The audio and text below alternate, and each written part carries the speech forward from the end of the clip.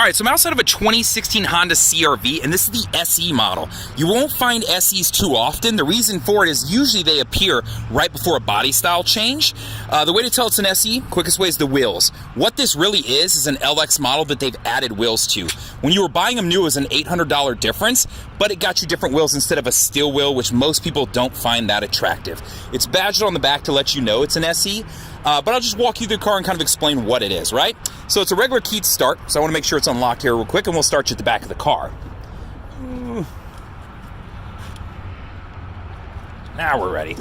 Okay, so in the back, you can see this one has some all-season floor mats that it looks like somebody left with the car because it is a pre-owned vehicle. Now, in the back, you do have handles. You can throw your seats down, so you can quickly throw those down. It's a little bit different from a 2019 version is how the seats flip down. So if you're comparing new and pre-owned and just kind of going that route, you can see that it flips the bottom of the seat up and then folds this down. My new models just folded completely flat, and that seated part would stay down. So it does have a little bit of a slant up to it compared to like a newer version. When I say newer, I mean 19 or 18. Nonetheless, though, a lot of good cargo space that you can work with. So let's pop this open and show you how they go back up. Pretty simple stuff. You can see what I was talking about, how these fold down in a way. And you do have tabs in here, so I can do this from the tab and allow it to do it that way too. So depending on what part of the car I'm in, I can do this. Not hard to pick up, put down, do any of that. So if you're gonna get the car, it's easy to use. I do like this feature though. You can leave these down. So if there's never anybody in your back seat and you just want the additional visibility out the back, you can lay these down and just leave them there. You can see that I have little pull tabs right here. That's what lets them down, okay? This is a lunar silver model with the gray interior, just so you know what color it is. In case you were curious, you can tell that it's based off of the LX version because it has the black handles. All the models above it will have body colored handles, right? So it gives you, it's kind of a giveaway there. Now let's hop inside of the car and I'll go over some different features with you. All right, so let's crank it up first. It's key to start as I mentioned, so we'll throw the key in there and get you cranked. All right, okay. So, on the left side of the car, the first thing I'll point out is your window controls. So I have an auto up down on my driver's side as far as controlling my window. So I can just one tap it, send it down, one tap it, send it up. And then above that, you'll see I have my door lock controls, my window locks. If I got little ones playing with buttons or a dog in the back who seems to step on stuff. And then I've got my mirror controls. Now over on the dash down here, there's 3 different buttons. The first one is Vehicle Stability Assist. That one works with your traction control, so in the event that you go into a skid, it'll help transfer power to whichever wheel is getting better traction to correct that skid. When would I ever need to turn this off? The answer to that I can come up with is, let's say I'm stuck in the mud, I'm trying to get out, someone's help pushing me or pulling me out. That's when I might want to turn this off, because if not, it's going to keep trying to create traction and it's not going to get that full spin when you're trying to get out. That's the only time I can come up with. Now you have to press this and hold it for a couple seconds to turn it off.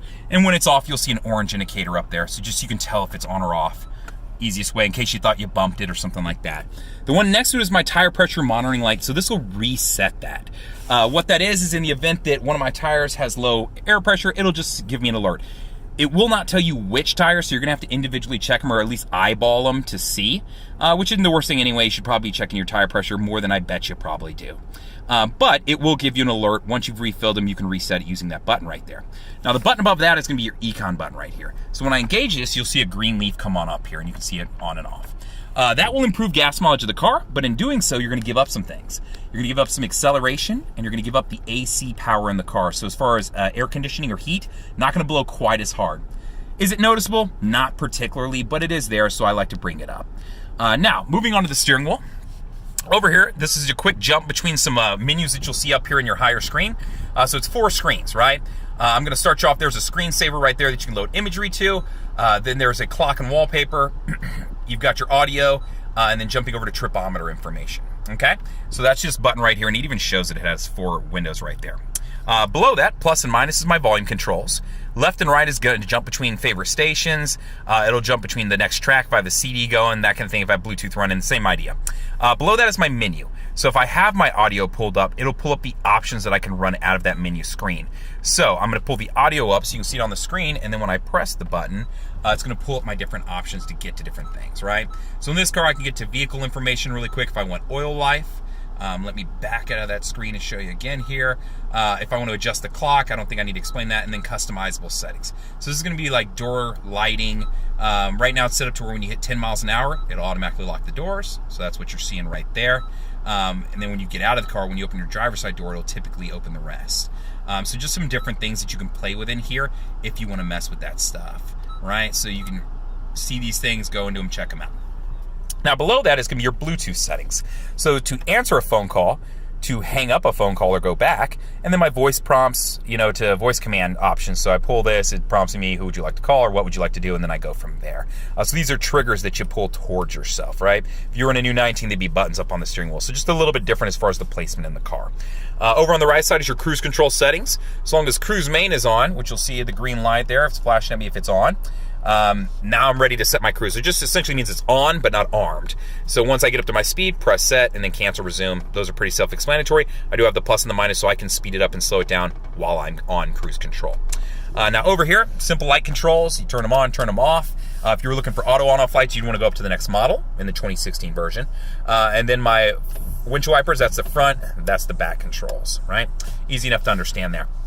Now moving over to your audio setup, you can see that it's a classic buttons and knobs setup, just like the LX version. You would need to go up to the EX version if you're looking for any kind of audio touchscreen. So then you would have a screen here and the screen above. So just be aware of that. But pretty self-explanatory buttons: FM, AM, CD player, aux will jump between Bluetooth, USB, and you can see it toggling between the two up here when I press it. So that's just what's going on from there. And then accessing my Bluetooth, press the phone, it'll prompt you if you want to add something, and I'm using this to go around and select things. So that's just how you do it. And then jumping back over to setup. Setup will get you some different audio options, adjusting the clock, sound settings if you want to jump into the equalizer and stuff like that. So that's what's going on there. Below that, you're going to see your audio, or excuse me, not your audio controls, but your AC controls. So how much air, where I want that air to go is right here, and then hot or cold is over on the right side. So that's what is going on there. Below that, your shifter. So it sits a little bit higher than some cars, but I kind of like it. It gets stuff out of the way. You've got park, reverse, neutral, drive, secondary, and then lowered gears. And then you'll see this little clip over here. A lot of people are like, hey, what is that thing? So you can pop that out, stick your key in, and be able to shift, right? So the car doesn't have to be on a shift. So let's say your car was being towed and you just wanted to be able to roll it up onto the tow truck instead of drag it if the brakes or something was on, or you couldn't get the car to crank over, or you broke the key off, or you fill in the blank. So I could put the key in there, this piece pops out, put the key in, I can shift it now. A lot of people use it for flat towing too, so that's just what it was for. Below that, I do have a power outlet right here. I've got some storage down here that's removable, so if I want to remove it or if I want it to be cup holders, I have that set up. My center console is sliding, so it does slide out, and then I can actually pop it open too, and you'll see I have another power outlet in there. I've got a USB that I can plug into, and then the smaller 9mm auxiliary jack is in there too, and then some additional storage. Above me, it's new car stuff is what I call this stuff. It doesn't need much explanation. My mirrors, my sunglass holder. I do like this though. You can keep an eye on the kiddos, the dogs, stuff in the back that way if you need to. And then it's also a sunglass holder. So kind of cool. Outside of that, it doesn't have a moonroof. You'd want to go up to your EX model for that. EX, you're going to add a lot of technology into the car. As far as cameras off the right side, push button start, keyless entry, of all those features. But if you just wanted one step above the base and you didn't really like the steel wheels that come on the car in that year, this is a great option. Get you a little bit better looking exterior of the car, but still very basic functions in the inside, which some people prefer. So if you have questions, feel free to comment on the YouTube video. You can always call me at 512-443-4300 and just ask for Justin, or you can email me at the letter J and then Fuller, Fuller, at howdyhonda.com. Thank you much.